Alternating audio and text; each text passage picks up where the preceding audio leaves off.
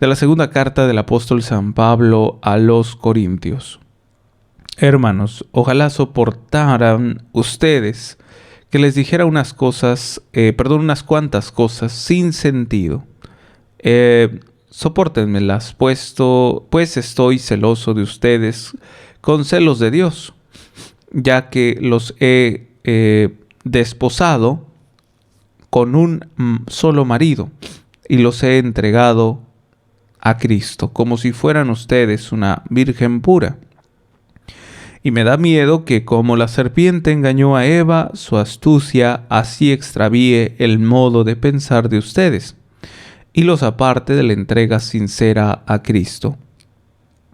Porque si alguien viniera a predicarles un Cristo diferente del que yo les he predicado, o comunicarles un espíritu diferente del que han recibido, o un evangelio diferente del que han aceptado, ciertamente ustedes le harían caso. Sin embargo, yo no me juzgo en nada inferior a esos superapóstoles. Seré inculto en mis palabras, pero no en mis conocimientos, como se lo he demostrado a ustedes siempre, en presencia de todos. ¿O es que hice mal en rebajarme para enaltecerlos a ustedes, anunciándoles gratuitamente el Evangelio de Dios? He despojado a otras comunidades cristianas, aceptando de ellas una ayuda para poder servirlos. A ustedes, mientras estuve con ustedes, aunque pasé necesidades, a nadie le fui gravoso. Fueron los hermanos venidos de Macedonia los que proveyeron a mis necesidades. Siempre he evitado serles gravoso a ustedes y lo seguiré evitando. Palabra del Señor. No sé por qué siempre me salto una última parte. Pongo a Cristo por testigo de que nadie se quitará esta gloria en toda la provincia de Acaya. ¿Por qué digo esto? ¿Será que no los quiero? Dios sabe que sí los quiero. Palabra de Dios, te alabamos, Señor. Bueno, pues es interesante estas cartas de San Pablo al pueblo de Corinto, porque si bien siempre ha sido un pueblo en el cual ha luchado por la unidad, las adversidades a flote, y es Pablo quien de alguna otra manera les da estas palabras de adecuación a las circunstancias que están aconteciendo, que muchas de las veces no va a ser fácil para Pablo, porque la comunidad, de manera observante, de manera tajante a veces, pues de alguna otra manera, cegados por el conflicto que están viviendo, no les permite de repente aceptar de buenas a primeras. Esto no sé para ustedes, pero me parece un tanto cuanto familiar cuando a nosotros se nos dicen nuestras verdades. Cuando viene una persona y nos dice en lo que estamos mal, lo que tenemos que hacer, y no escuchamos o no queremos escuchar porque nos incomoda para empezar, o porque simple y sencillamente sí sabemos que estamos mal, pero no queremos aceptarlo. A eso pues ustedes y yo lo conocemos perfectamente, se llama orgullo. Y me parece que el día de ayer yo les compartía dentro de la reflexión que para poder llegar al final de una entera relación con Dios, ahí en lo secreto, ¿se acuerdan cómo nos los decía el Evangelio? Y ahí en lo secreto, ¿verdad? Tu Padre te recompensará. Bueno, pues eso secreto, ¿verdad? Es allí en nuestro interior, en nuestro corazón, que nadie más puede ver más que nuestro Señor Jesucristo. Es el único que tiene esa capacidad de saber lo que hay en el corazón, lo que hay en nuestros pensamientos. Pero ¿cómo llegar a esta entera relación? ¿Cómo permitirle al Señor que entre a mi corazón sin yo sentir pena, vergüenza, miedo, lo que sea? Y obviamente, cómo de alguna otra manera podemos también ayudar a lo que haya dentro del corazón a que sea realmente un lugar de acogimiento para el Señor. Porque bien, yo quiero recibirla y tengo todas las intenciones, pero si en mi interior lo único que hay es miedos, incertidumbres, heridas, ruidos, faltas de perdón, enojo, egoísmo, odio, rencor, etcétera, pues obviamente no hay lugar para el Señor, porque le estoy dando más lugar, ¿sí?, a lo que me hizo la otra persona, ¿sí? Estoy pensando más, le estoy invirtiendo más tiempo, mayor el tiempo, a aquellas cuestiones que no me ayudan ni a fortalecerme, ni a tener la paz necesaria, ni a edificarme en la fe, a nada, simplemente a decaer. Y precisamente es importante sacar, ¿sí?, expulsar todo aquello. Señor, aquí te entrego, no quiero este odio, no quiero este rencor, quiero que tú entres en mi corazón, quiero que haya paz. ¿Para qué? Para solamente estar bien. No, el que aceptemos al Señor en nuestro corazón, en su voluntad, en sus mandamientos, en la Eucaristía, en su palabra, es precisamente para que haya vida y no seamos muertos vivientes. Que haya vida porque Él es el Señor de la vida, hasta donde yo tengo entendido. Él es el Señor de la vida, es el dador de la vida, tanto mediante esta vida terrena hasta la vida eterna. Y por lo tanto, debemos de reflejar esto. La vida es alegre, la vida es de alguna otra manera una expresión de un don que Dios nos da. La expresión, por ejemplo, de la caridad, de la generosidad, de la capacidad de ver por el otro. Entonces, esta expresión debemos sí que saberla adecuar, saberla expresar, saberla vivir, ¿sí?, mediante nuestro diario y vida cotidiana, ¿no? Nuestro diario y vivir, pese a que los demás, hagan todo un conflicto, ¿no?, en mi quehacer, los demás se presenten como adversarios. Acuérdense lo que les dije, no recuerdo si fue ayer o antier, hay que saber identificar al enemigo. Muchas veces pensamos que el enemigo es la persona que me hace la vida de cuadritos. Ese no es el enemigo, ese es un títere del enemigo. El enemigo es el mismo Satanás, ¿sí? Entonces, así como nosotros también de repente somos los títeres del enemigo, de repente porque nos dejamos guiar por el odio, por el rencor, por el resentimiento, por la falta de perdón, por el propio pecado como tal. Y es precisamente cuando nos convertimos en sus títeres, ahí actuando, ¿verdad?, con las mismas herramientas que él mismo dispone para la corrupción, para la división, etc. Entonces, pues es precisamente uno de los aspectos que podríamos aquí resaltar, ¿no? El hecho de que escuchemos lo que se nos está aconsejando, lo que se nos está recomendando.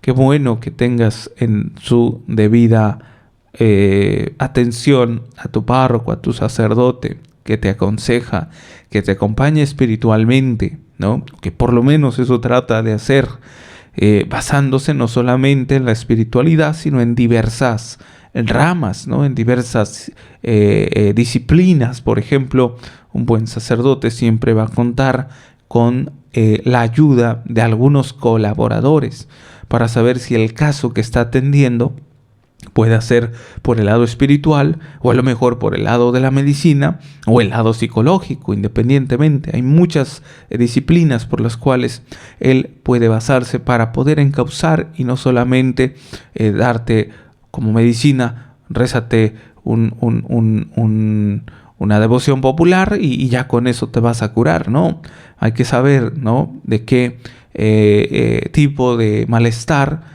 es el que está suscitándose en el penitente, en el feligrés, en el laico.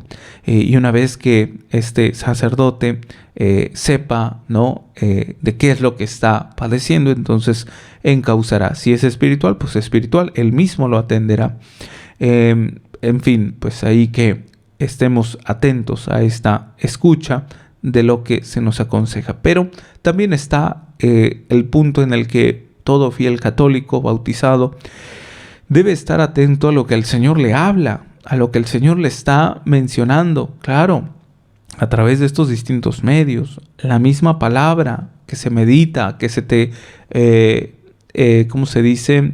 Que se te proclama o que uno lee de manera personal y particular. La Eucaristía pues ni se diga, allí está presente nuestro Señor real y verdaderamente, ahí mismo está hablando.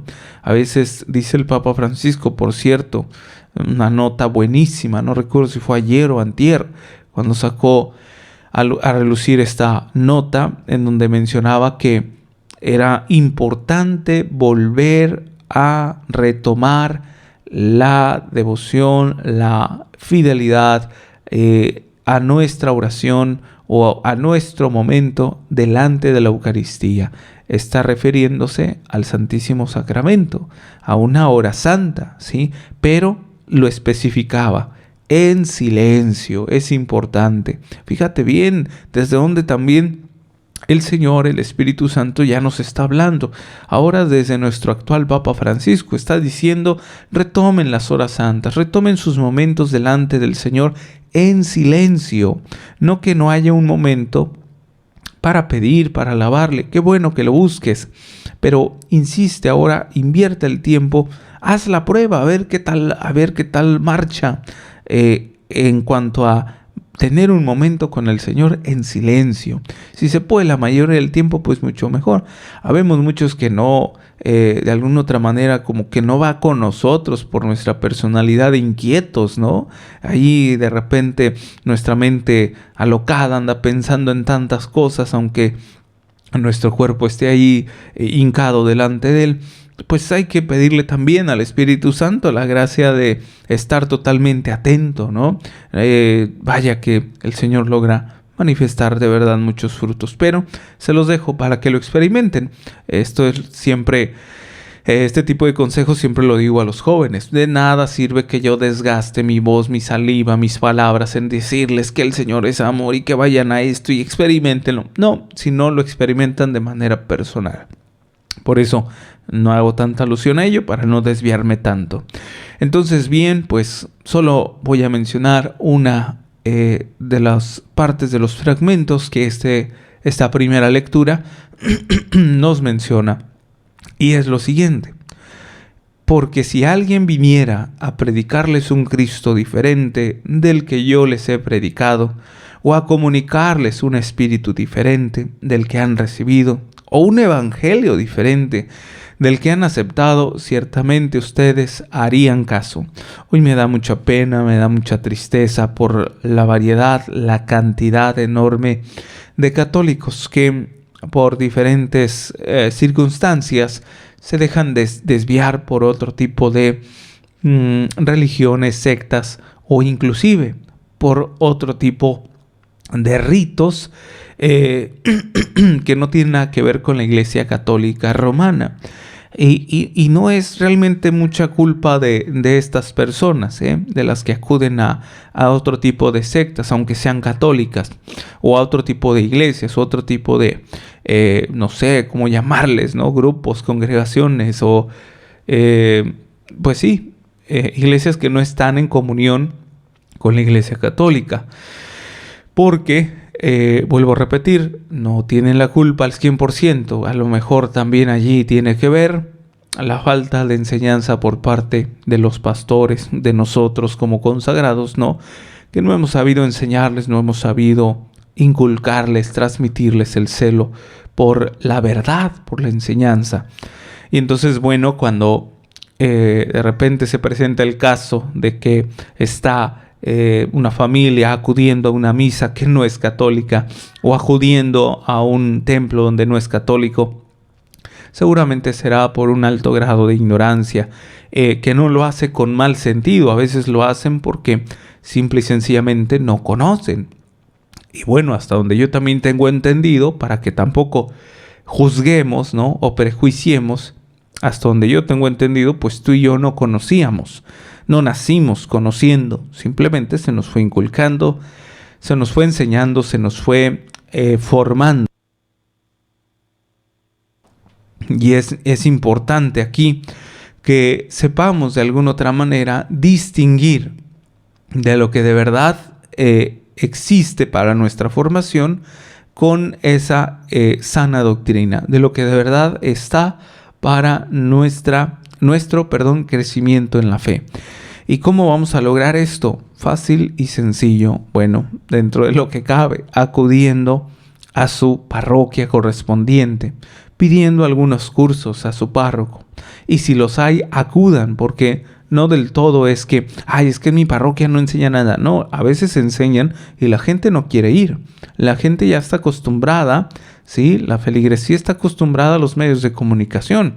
¿Para qué escuchar a mi párroco 1 hora si puedo ver el video de 15 minutos, o 12 o 10 minutos, o peor aún, de TikTok? Olvídense. Eso no es un buen fundamento. Quieren basar su fe en un video de TikTok. Eso es horrible. Eso no tiene crecimiento en la fe. Quieren realmente crecer en la fe, acudan presencialmente a su parroquia, en algún curso que impartan, y si no los hay, pídanlos, ¿sí? Pero es importante que se formen. Hemos tratado, no crean que, no hombre, Montemaría, perfecto. Hemos tratado, hemos luchado. Por mi parte, he querido de alguna otra manera, no sé, colaborar un poquito de lo que muy poco hago, para que la gente se interese y pueda formarse en la fe. Y pues nada, que hemos tenido el resultado de algo que le llamamos encuentro de formación en la fe. Llevamos, gracias a Dios, 5 encuentros. Vamos, Dios mediante, por el sexto encuentro de formación en la fe. Nos vemos una vez al mes. Imagínate nada más. Obvio que todo el material es extenso, es muchísimo material, pero que obviamente se va dando de manera paulatina, de manera,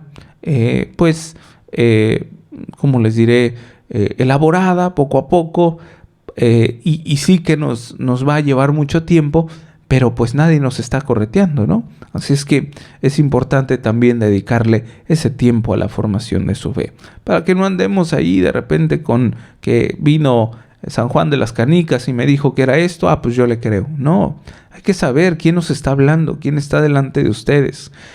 Hay muchos, por ejemplo, ¿no? Y no estoy diciendo que estén mal o por eso sean malos. No, vuelvo a repetir, hay que meterse un poquito al conocimiento de nuestra fe, ¿sí? Por favor, es importante nuestra fe cristiana. ¿Qué es lo que profesamos? Hay muchos que de repente me saludan por medios de comunicación, por ejemplo ahorita en el programa, y me dicen padre. Bueno, entiendo que para muchos todos son padres, pero no, hay grados del orden, hay grados de la vida consagrada. En mi caso, todavía soy seminarista, todavía no soy sacerdote, soy seminarista.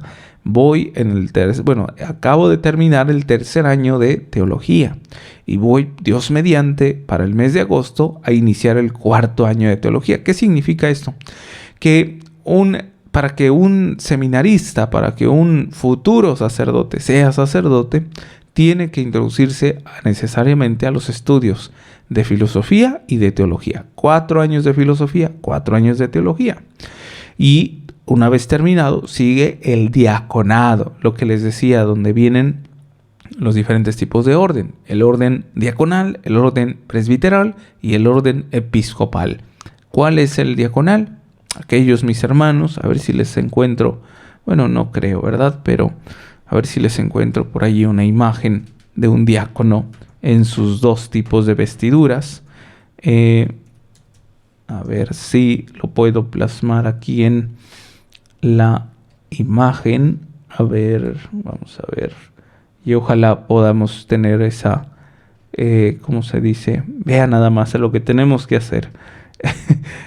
Me salgo de la reflexión para poderles mostrar algo que ya deberíamos de saber, pero también mi deber es enseñar, así es que ¿quién me dijo que me metiera de fraile? A ver si lo alcanzan a distinguir. A ver, allí en esta, a ver, permítanme. Bueno, mis hermanos en radio sabrán que el diácono lleva como una túnica, ¿no? Pero no es el nombre correcto, ¿eh? Lo digo nada más para que nos demos una idea. Es como una túnica, pero blanca, pero se llama en realidad alba. Es un alba. El alba siempre va a ser de color blanco, ¿sí? De color blanco. A ver, permítanme. Nada más déjenme guardo esta imagen. Y también lleva, aparte del alba blanca, aquí se los pongo. Bueno, este es un modo en el que pueden ayudar a servir, porque diaconía es un servicio. Ayudan a servir, a acompañar, bueno, ayudar más que nada al sacerdote, al presbítero, al padrecito como tal, ¿sí? Y este es un modo de vestidura para poder servir dentro de la misa, ayudarle como tal al sacerdote, ¿sí? Esto que ven, que les decía como túnica blanca, es el alba. También lleva su estola, pero la estola, como la pueden notar, bueno, mis hermanos en internet, es una estola como cruzada, ¿no? Del lado del hombro izquierdo hacia abajo, a la cintura, al modo derecho, ¿no? Entonces ese es el diácono.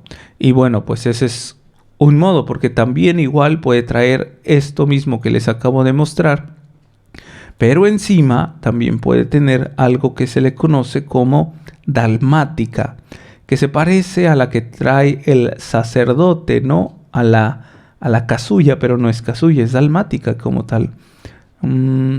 Ahorita se las pongo aquí en pantalla.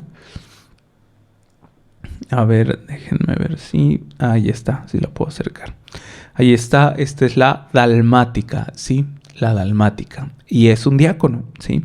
Ahora, hay pues dos tipos de diáconos. Va a decir, no, hombre, quiere que aprendamos y nos está desglosando toda una lista.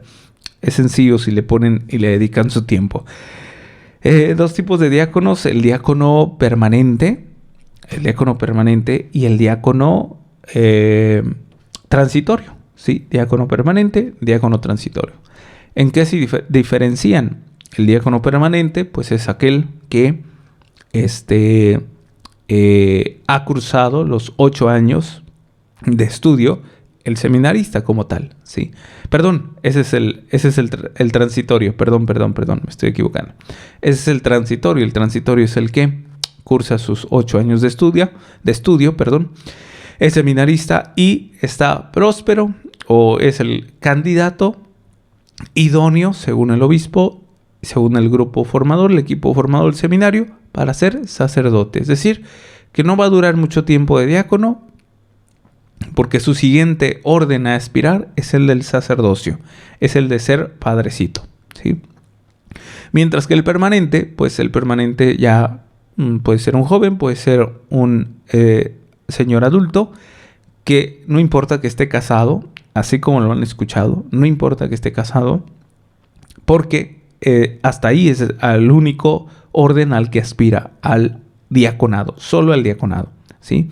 Los diáconos que pueden hacer, pueden dar la bendición con el Santísimo, pueden bendecir los sacramentales, es decir, las imágenes, la sal, el agua, pueden hacer una oración, bendecir a la persona, bendecir algún vehículo, las cosas como tal.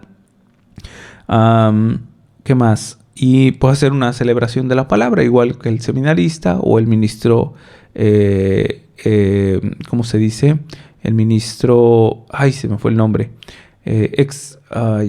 ¿Cómo es? Ministro de la Eucaristía, ¿sí? El ministro extraordinario. Entonces, es importante, ¿no? Que pongamos atención en este tipo de aspectos, porque también otra persona me llegaba y me decía, es que vino alguien y nos dio misa, pero no traía lo que normalmente trae mi párroco. Dice, no traía casulla, no traía esto. Entonces, más o menos a como me explicó, le digo, no es un sacerdote, es un ministro de la Eucaristía, el que dio una celebración de la palabra, no una misa. En otro caso también, lo mismo, pero la celebración de la palabra, no la misa, la dio un diácono, ¿no? Etcétera. Hay que saber, hay que informarse, hay que formarse más bien, más que informarse.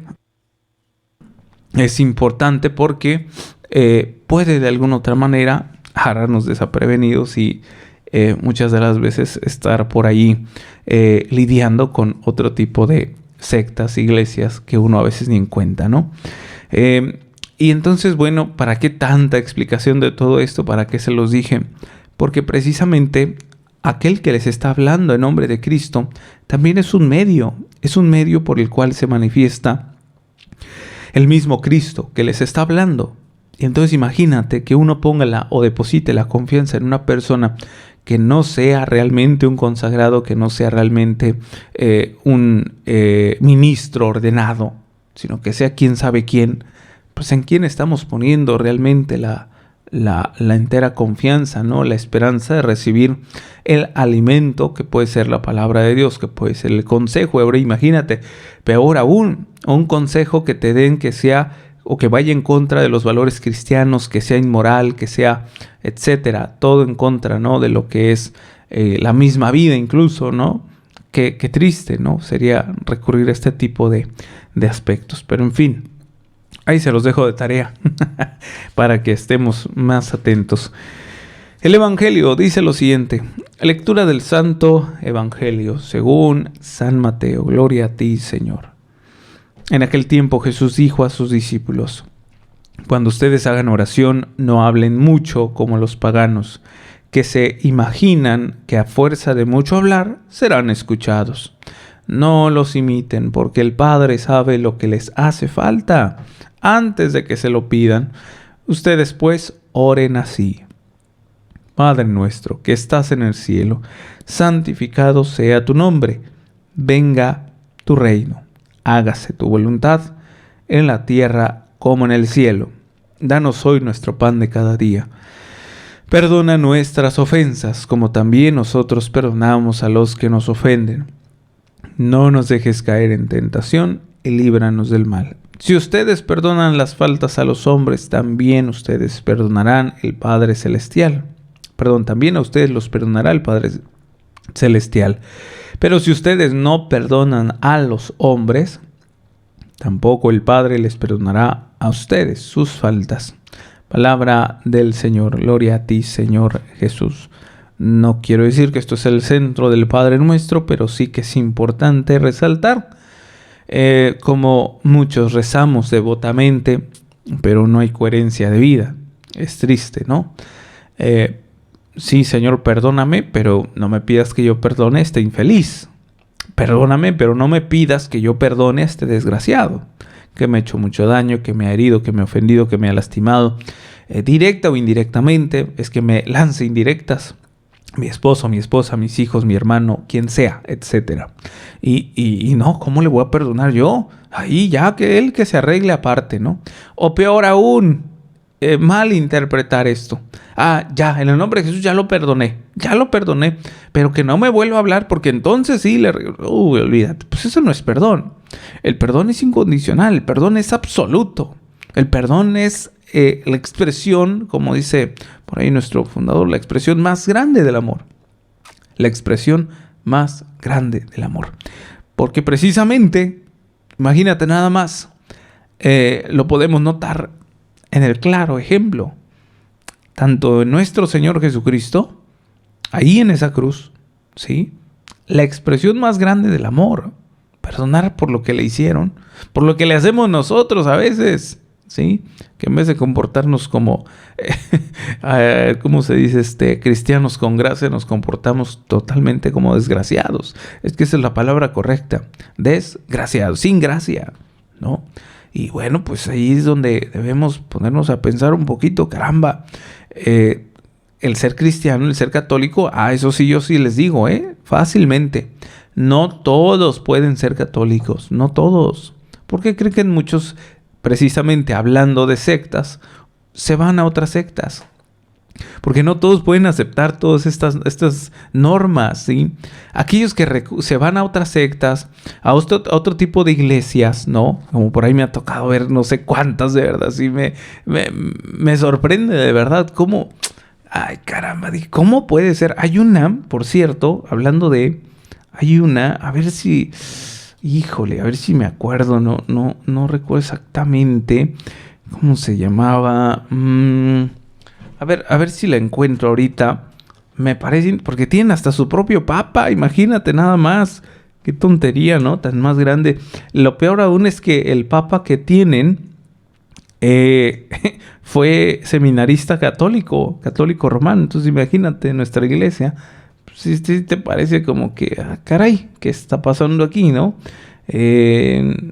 ¿Y por qué lo hace, no? A ver, bueno, esta es otra que también nos presenta por ahí el padre Byron, la iglesia que dice, iglesia esenia, que solamente son de puras mujeres.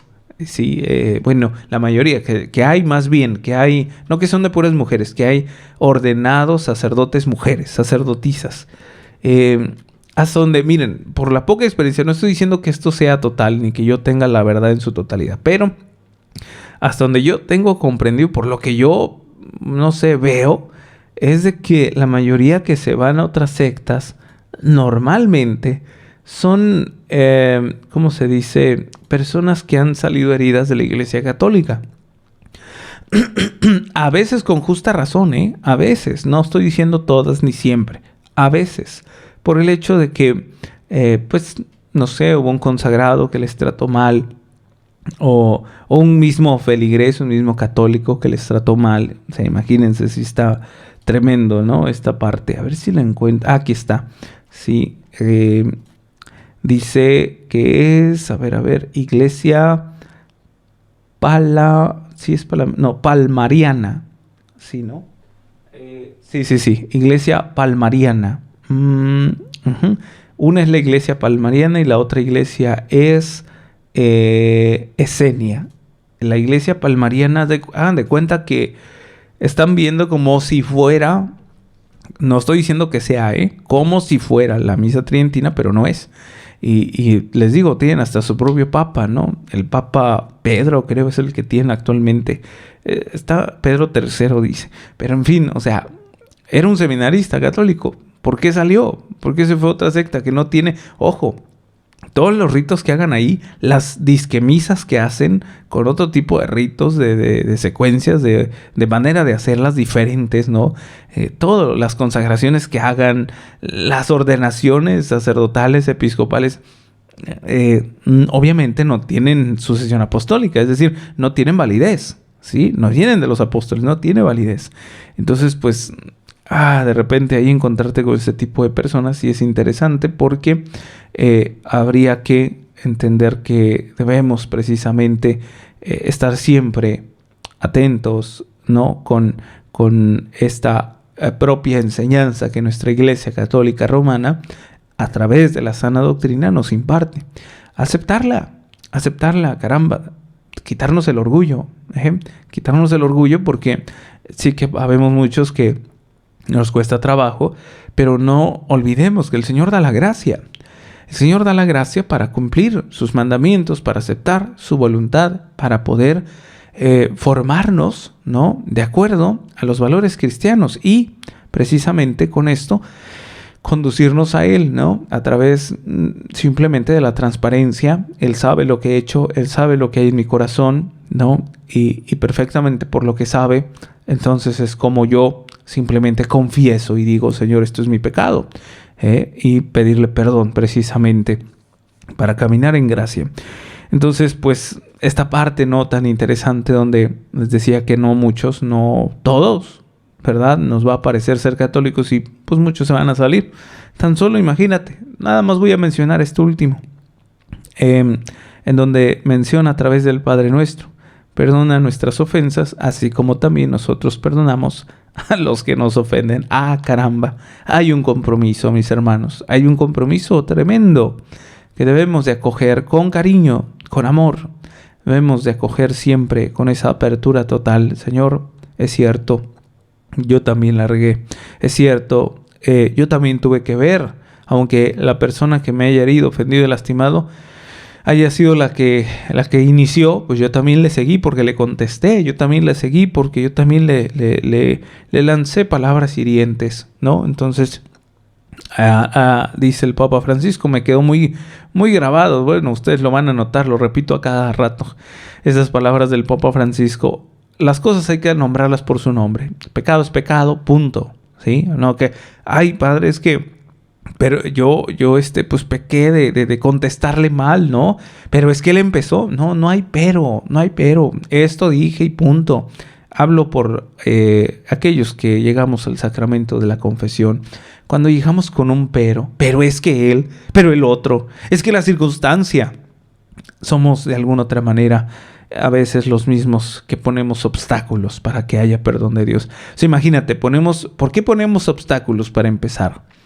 ¿Por qué escondemos todo detrás de una mentira? Porque ocultamos obviamente algo que tenemos miedo de mostrarlo, ¿no? Es decir, no hay una entera confianza en nuestro Dios misericordioso. Yo te aconsejo eso. Cuando te vayas a confesar, por favor, expláyate y di lo que tienes que decir. Sí, hice esto, claro. No con descaro, sí con arrepentimiento, pero dilo, ¿sí? No hay nada que ocultar. Ante nuestro Dios no hay nada que ocultar. Al sacerdote le podrás ocultar, pero a Dios no. O sea, Él ya sabe lo que has hecho. Entonces, no tiene que haber ni una desconfianza, ni un miedo al exponerle nuestros pecados. Estos son los pecados, Padre. Me arrepiento de todo corazón. No quiero volverlo a hacer. Pero estos son mis pecados. 1, 2, 3, 4, 5, 6. Los que sean, aquí están. ¿Sí? No te quedes con nada. ¿Por qué? Pues acuérdate que pecado que no es confesado, pues no es perdonado. Así es que sí es importante, ¿no? Que tengamos una entera y suma confianza en nuestro Dios misericordioso. Confianza en el que si yo perdono, Él me perdona. Claro. No estoy diciendo que su perdón se limite a que necesariamente si tú no lo haces no te va a perdonar. Sí te va a perdonar, pero sería todavía con más plenitud si tú llegas precisamente a transportar, a comunicar, a transmitir este perdón de Dios. Y verás que este camino de este largo peregrinaje, pues nada, se va haciendo de alguna otra manera, mucho más forjado a lo que es la fe, la vida trascendental, que es la vida eterna. Se va haciendo al amor, por supuesto. Yo creo que esta palabrita que acabo de mencionar es una fuerza superior que nos ayuda de alguna otra manera a soportar, a sobrellevar cualquier circunstancia venidera, ¿no? Que es el amor, ¿sí? El amor es importante, el amor de Dios es una fuerza superior que me ayuda a sobrellevar cualquier circunstancia.